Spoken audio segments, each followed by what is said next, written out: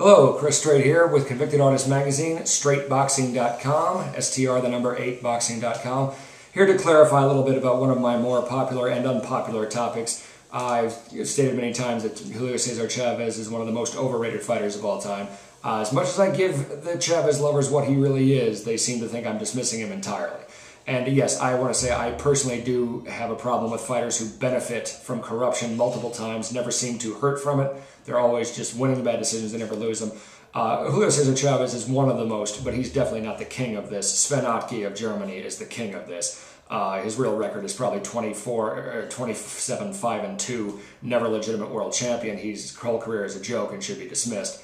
Outright robberies. And but I think that the reason why that is because I feel like someone is a punk if they allow others to steal decisions for them and lie to themselves to justify it, and Chavez definitely was guilty of that. But my topic right now, the follow-up, is this Mexican and Mexican-American hatred of Oscar de la Hoya and worship of Julio Cesar Chavez. It doesn't make any sense, and I'd like to point out why.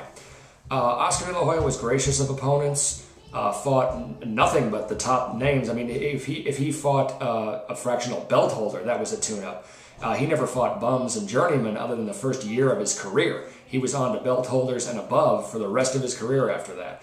Rarely, if ever, took a tune-up even against just a fractional contender. Chavez fought bums and journeymen his entire career and stopped once or twice a year to fight somebody real.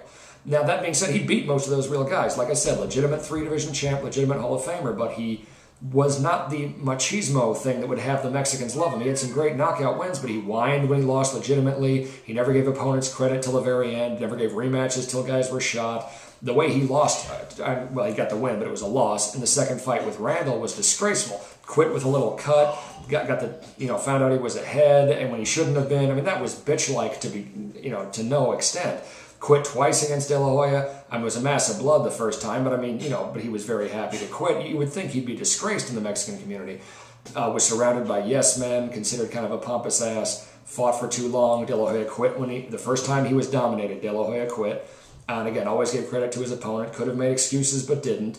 And so I just don't know what it is. Is it because he's American? Is it because he's bilingual? I mean, he does have kind of a mama's boy phoniness about him at certain times, but he's shed that as the years went on.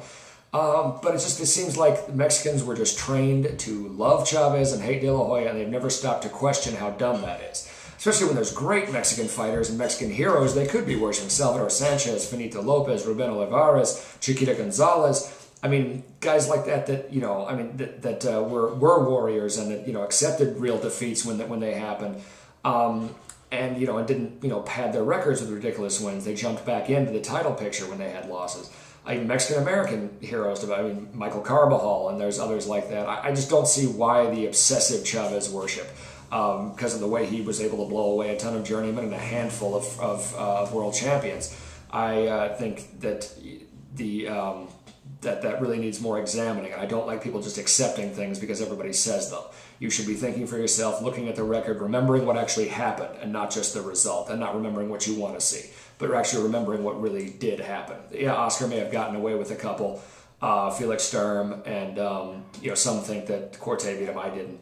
But he's had a couple close ones. Pernell Whitaker is another one. But certainly it wasn't the screw job Whitaker got against Chavez, not to mention, the outright robberies De La Hoya suffered. I mean, Trinidad and Mosley in the second fight, these were 8-4 victories for Oscar, and he got screwed.